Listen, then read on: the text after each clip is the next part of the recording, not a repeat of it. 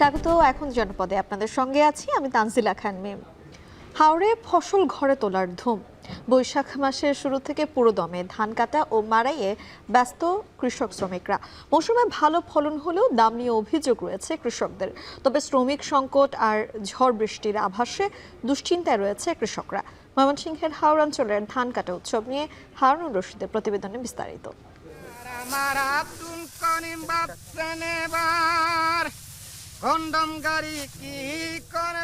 হাওরের বুকে ধান কাটছেন আর মনের আনন্দে গলা ছেড়ে গান গাইছেন কৃষক জলিল মুন্সি। এবারে ধানের ফলন ভালো হওয়ায় খুশিটা একটু বেশি। গাড়ি চলে না চলে না চলে না রে গাড়ি চলে না। হাওরের বিস্তৃত জলাভূমিতে এখন ঢেউ খেলছে সোনালী ফসল। নতুন ধানের মৌ মৌ গন্ধে উন্মাতাল হাওরের বাতাস। স্বপ্নের ফসল গোলায় ভরার ধুম লেগেছে কৃষকের। বোরো ফসলের অফুরন্ত ভাণ্ডার হিসেবে পরিচিত হাওর অঞ্চলের বেশিরভাগ আবাদি জমি বছরের ৬ মাস থাকে পানির নিচে। নভেম্বর থেকে এপ্রিল পর্যন্ত কৃষক এই জমিতে আবাদ করেন বোরো ধান। নেত্রকোনার মদন, খালিয়াজুড়ি ও মোহনগঞ্জ উপজেলার ছোট বড় মিলিয়ে ১৩৫টি হাওরে পর্যায়ক্রমে শুরু হয়েছে ধান কাটা ও মাড়াই। পাশাপাশি কয়েকশো কম্বাইন্ড হারভেস্টার মেশিনেও চলছে ধান কাটা। মাশাআল্লাহ, ফসল এবার খুব ভালো হয়েছে ইনশাল্লাহ। মানে এই বছর বৃষ্টি কম, মুনির দামও কম। কামলা খরচ দিয়া মানে টাকা পয়সা বেশি থাকে না। একই অবস্থা কিশোরগঞ্জের ইটনা, মিটামইন, অষ্টগ্রাম ও নিকলি উপজেলার হাওরগুলোরও। ভোর থেকেই হাওরে ধান কাটা ও মাড়াইয়ের কাজে কৃষক শ্রমিকের তুমুল ব্যস্ততা। চলতি বছর বন্যা আর অতিবৃষ্টি না হওয়ায় স্বাচ্ছন্দ্যে ধান ঘরে তোলার স্বপ্ন দেখছেন চাষিরা। ধান অনেক ফসল হয়েছে, ভালো আছে, কিন্তু দামটা যদি সঠিক থাকে এটাই ঠিক আর কি। মাটির রাস্তা বৃষ্টি হলে এই ধান চাল নেওয়ার জন্য খুব কষ্ট। এদিকে নেত্রকোনার হাওরাঞ্চলে এ পর্যন্ত ৩৫ ভাগ ধান কাটা হয়েছে, আর কিশোরগঞ্জের হাওরে কাটা হয়েছে ২৩ ভাগ। শতকরা ৮০ ভাগ পেকে গেলেই দ্রুত ধান কর্তনের পরামর্শ দিয়েছে কৃষি বিভাগ। আবহাওয়া যদি অনুকূলে থাকে, কোনো বিরূপ পরিস্থিতিতে যদি আমরা না পড়ি, তাহলে বড়র একটা বাম্পার ফলন হবে বলে আমরা আশা করি। কৃষি বিভাগ জানায়, চলতি বছর কিশোরগঞ্জের হাওরে ১,০৪,০০০ হেক্টর এবং নেত্রকোনার হাওরে ৪১,০৭৫ হেক্টর জমিতে বোরো আবাদ হয়েছে, যা থেকে প্রায় ১১ লাখ মেট্রিক টন ধান উৎপাদন হবে। নেত্রকোনার হাওরে এবার বৃধান ২৮, ২৯ ও ৮৮ জাত আবাদ করে ভালো ফলন পেলেও সে তুলনায় হাইব্রিড ধান আবাদে ফলন কিছুটা কম হয়েছে বলে অভিযোগ রয়েছে। বিশেষজ্ঞরা বলছেন, হাওরে চাষাবাদ উপযোগী আরও নতুন নতুন স্বল্প জীবনকালীন ধানের জাত উদ্ভাবনে কৃষি বিভাগকে জোর দিতে হবে।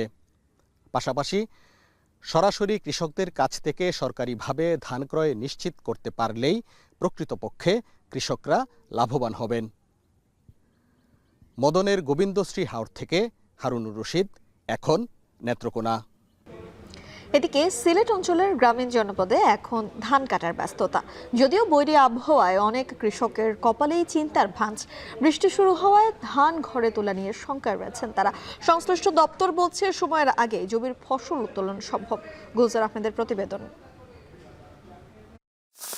হাওরপাড়ের মানুষের কাছে বৈশাখ মানেই ভোর থেকে সন্ধ্যা অবধি সোনালী ফসল সংগ্রহের উৎসব। কিন্তু বৈশাখের শুরুতেই আবহাওয়ার বৈরিতায় সেই আনন্দে অনেকটাই ভাটা পড়েছে।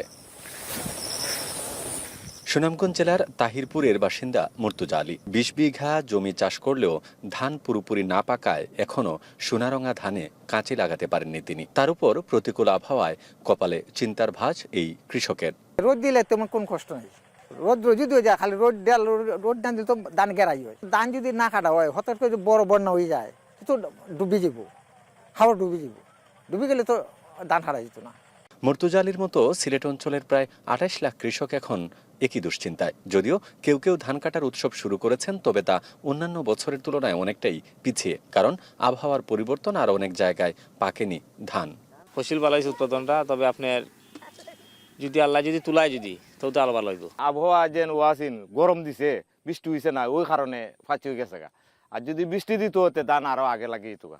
আবহাওয়ার প্রতিকূলতায় ধান কাটা নিয়ে শঙ্কা শ্রমিকদেরও। তারাও বলছেন এমন পরিস্থিতি থাকলে ভূমি মালিকদের সাথে ভাটা পড়বে তাদের আয় রোজগারেও। বৃষ্টির মাঝে ধান ভিজে এলে বৃষ্টির মাঝে কাটা আগ্য না দা, খরম থাকলে রোদ থাকলে ধানটা কাটা মাঝে আগ্য। তবে ধান পাকছে না কারণে আমরা কাটতে পারতাছি না।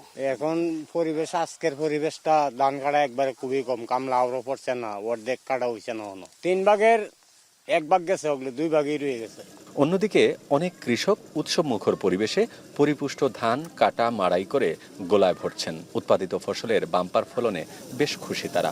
খাইতে আনতে পারছি আল্লাহ দিলে এবার বাম্পারটা ফসল। ধান ভালো হয়েছে, আর টুক ভালো হয়তো যদি বৃষ্টি যদি আমরা যদি পাইতাম। যদি সিলেট বিভাগের 4 জেলায় এবার বুড়ো ধানের আবাদ হয়েছে 4,97,119 হেক্টর, যার মধ্যে কাটা হয়েছে 53,411 হেক্টর, যা মোট উৎপাদনের 10.75%। তবে কৃষি অধিদপ্তরের আশা দুর্যোগের আগেই হাওরের ধান কাটা সম্ভব হবে। কৃষকদেরকে প্রয়োজনীয় পরামর্শ দিয়ে এবং দ্রুত যাতে ধান পাকার পর কর্তন করে এ ব্যাপারে প্রয়োজনীয় নির্দেশনা দেওয়া হয়েছে এবং আমাদের মাঠ পর্যায়ে কর্মকর্তাগণ সব মাঠে অবস্থান করছেন এবং আমরা আশা করছি যে আমাদের যদি আবহাওয়া অনুকূলে থাকে, আমাদের যে ব্রুধানের লক্ষ্যমাত্রা আমাদের 20,51,000 মেট্রিক টন চাল আমাদের এই বছর এর চেয়ে আমরা লক্ষ্যমাত্রা ছাড়িয়ে যাব।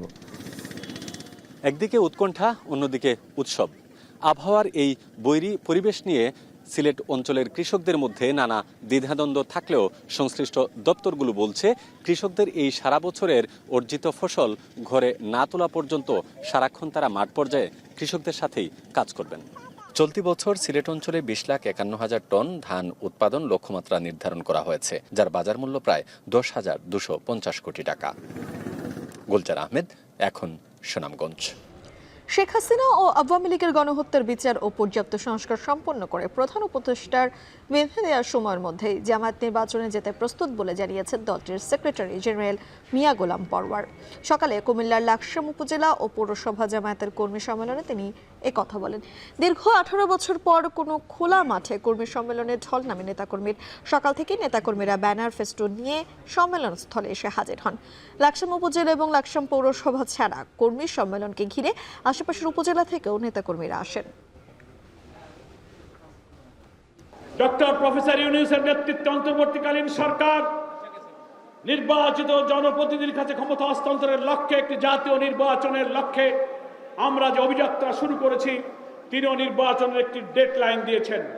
আমরা বলেছি আপনি যে টাইম দিয়েছেন তার উপরেই যেন আপনি ঠিক থাকেন, এর মধ্যেই সংস্কার করে মানবতা বিরোধীদের বিচার করে একটা নিরপেক্ষ নির্বাচন দেন। আমরা নির্বাচনে যেতে প্রস্তুত আছি।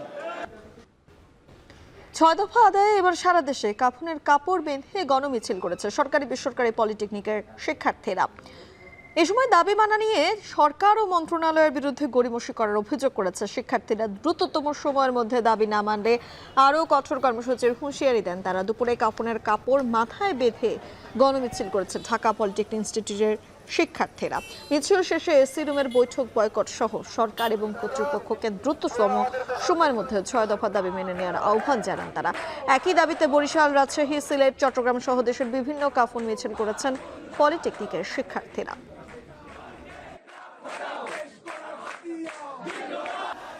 চট্টগ্রামে মোস্তফা হাকিম ডিগ্রি কলেজের শিক্ষার্থীদের উপর হামলার প্রতিবাদে বিক্ষোভ মিছিল করেছে বৈষম্য বিরোধী ছাত্র আন্দোলন। বিকেলে নগরীর প্রেস ক্লাবের সামনে এই কর্মসূচি পালন করেন তারা। বিকেল 3টার দিকে নগরীর প্রেস ক্লাবের সামনে সংক্ষিপ্ত সমাবেশ করে বৈষম্য বিরোধী ছাত্র আন্দোলন। এ সময় বৃহস্পতিবারের হামলার ঘটনায় সুষ্ঠু বিচারের দাবি জানান তারা।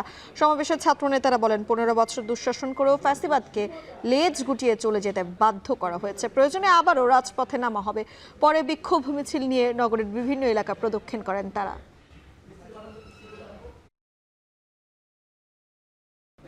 ফিলিস্তিনের গাজা ইসরায়েলি হামলা প্রতিবাদে খুলনায় মার্চ ফর গাজা কর্মসূচি অনুষ্ঠিত হয়েছে। বিকাল ৩টার দিকে এই কর্মসূচি পালন করে জেলা ইমাম পরিষদ। এ সময় বক্তারা বলেন, এই কর্মসূচি মুসলমানদের হৃদয়ের প্রতিবাদ। বিশ্বজুড়ে প্রতিবাদের ঝড় উঠলেও ক্ষমতাধর দেশগুলোর যুদ্ধ বন্ধে কোনো কার্যকরী পদক্ষেপ নিচ্ছে না বলে অভিযোগ করেন তারা।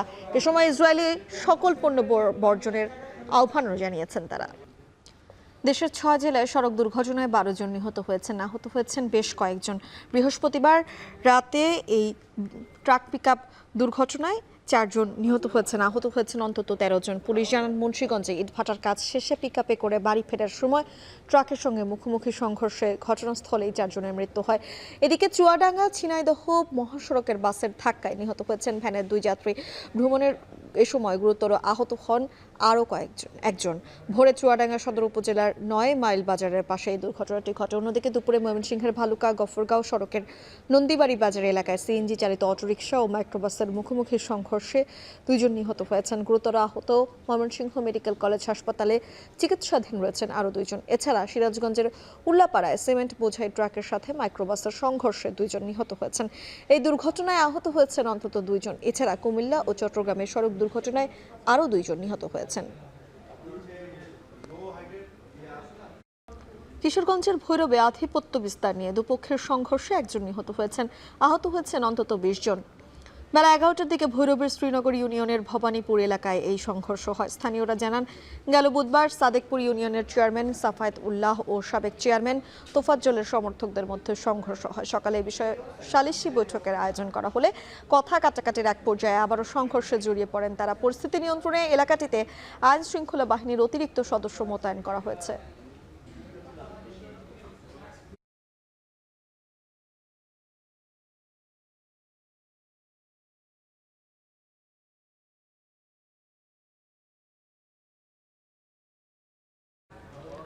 গাজীপুরের টঙ্গীতে একটি বাসা থেকে ২ শিশুর মরদেহ উদ্ধার করেছে পুলিশ। এই নিয়ে আরো জানাতে সরাসরি যুক্ত হচ্ছেন ইফতেখার রায়হান। ইফতেখার, শিশুর মৃত্যুর কারণ আসলে জানতে পেরেছেন কিনা এখনো পর্যন্ত, এবং এ বিষয়ে পুলিশ ও স্থানীয়রা কি বলছেন? আসলে খুবই হৃদয় বিদারক একটি ঘটনা। আসলে আমরা এই ঘটনাস্থলে এসে যেটি জানতে পেরেছি যে গাজীপুরের টঙ্গীর পূর্ব আরিশপুর এলাকার একটি ১০ তলা একটি ভবন রয়েছে, বহুতল ভবন। এই ভবনের দোতলার একটি কক্ষ থেকে কিন্তু ২টি শিশুর মরদেহ উদ্ধার করা হয়েছে এবং পুলিশ এখানে এসে দেখতে পান যে ঘরের ভেতরে মেঝের মধ্যে ২টি শিশুর রক্তাক্ত মরদেহ পড়ে রয়েছে এবং এই যে ২টি মরদেহ উদ্ধার করা হয়েছে, ২টি মরদেহকে কিন্তু বীভৎসভাবে কিন্তু কুপিয়ে হত্যা করা হয়েছে এবং এই মুহূর্তে ঘটনাস্থলে কিন্তু পুলিশের ঊর্ধ্বতন কর্মকর্তারা রয়েছেন, র্যাবের সদস্যরা রয়েছেন, পাশাপাশি বিভিন্ন গোয়েন্দা সংস্থার যারা সদস্য রয়েছেন তারা এসেছেন এবং তারা বাড়ির যে সিসিটিভি ফুটেজ রয়েছেন সেই সিসিটিভি ক্যামেরার কিন্তু কিছুক্ষণ আগে পর্যবেক্ষণ করেছেন। তবে সেই সিসিটিভি ক্যামেরা কিন্তু এখন পর্যন্ত বাহির থেকে কেউ এই বাসায় প্রবেশ করার যে কোনো ধরনের আলামত কিন্তু এখন পর্যন্ত পুলিশ পায়নি। সেক্ষেত্রে কিন্তু ধারণা করা হচ্ছে যে বাড়ির ভেতরেই কেউ হয়তোবা এই হত্যাকাণ্ডের সাথে জড়িত থাকতে পারে এবং এই যখন ঘটনাটি ঘটেছে তখন কিন্তু যে শিশু দুটির যে পিতা তিনি কিন্তু বাসায় ছিলেন না, তিনি কর্মস্থলে ছিলেন বাহিরে এবং তার মা তিনি বাসার ভেতরেই ওয়াশরুমে ছিলেন, এমনটি কিন্তু পুলিশের কাছে তিনি জানিয়েছেন। এবং এই ঘটনার পর কিন্তু আমরা দেখেছি যে এই ঘটনাস্থলে কিন্তু আশপাশের উৎসুক মানুষ কিন্তু ভিড় করেছে, পুরো এলাকায় কিন্তু একটি আতঙ্ক ছড়িয়েছে এবং এই মুহূর্তে কিন্তু পুলিশের যারা ঊর্ধ্বতন কর্মকর্তা রয়েছেন তারা কিন্তু বেশ গুরুত্ব সহকারে কিন্তু এই হত্যাকাণ্ড রহস্য উন্মোচনে তারা কাজ করছেন। তো এখন পর্যন্ত এই ছিল আমার কাছে গাজীপুরের টঙ্গী থেকে ২ শিশু হত্যাকাণ্ডের সবশেষ তথ্য। চট্টগ্রামে ১২ দেশের ১১৫ জন শিল্পীদের চিত্রকর্ম নিয়ে অনুষ্ঠিত হয়েছে আন্তর্জাতিক আর্ট এক্সিবিশন। আজ নগরীর শিল্পকলা একাডেমির আর্ট গ্যালারিতে আয়োজিত এই প্রদর্শনীতে শিল্পীদের আঁকা ১১৫টি চিত্রকর্ম স্থান পেয়েছে। এই প্রদর্শনীতে অংশগ্রহণকারী প্রতিটি শিল্পী তাদের নিজস্ব শৈলী এবং ভাবনা নিয়ে তাদের কাজকে সমৃদ্ধ করেছেন। তাদের এই প্রয়াসকে সম্মান জানানো এবং সকলের কাছে তাদের শিল্পকর্ম তুলে ধরতেই এমন প্রদর্শনীর আয়োজন বলে জানান আয়োজকরা। এই আয়োজনে চিত্রকর্ম আঁকার সুযোগ পান ১৫ ক্ষুদে শিল্পীও। বিকেলে শিল্পকলা একাডেমির মাঠে চিত্রাঙ্কন প্রতিযোগিতায় অংশ নেন তারা। পরে বিজয়ীদের মাঝে পুরস্কার তুলে দেন আমন্ত্রিত অতিথিরা। এছাড়া শিল্পকলার মঞ্চে গানে নাচে দেশীয় সংস্কৃতি তুলে ধরে সাংস্কৃতিক সংগঠনগুলো।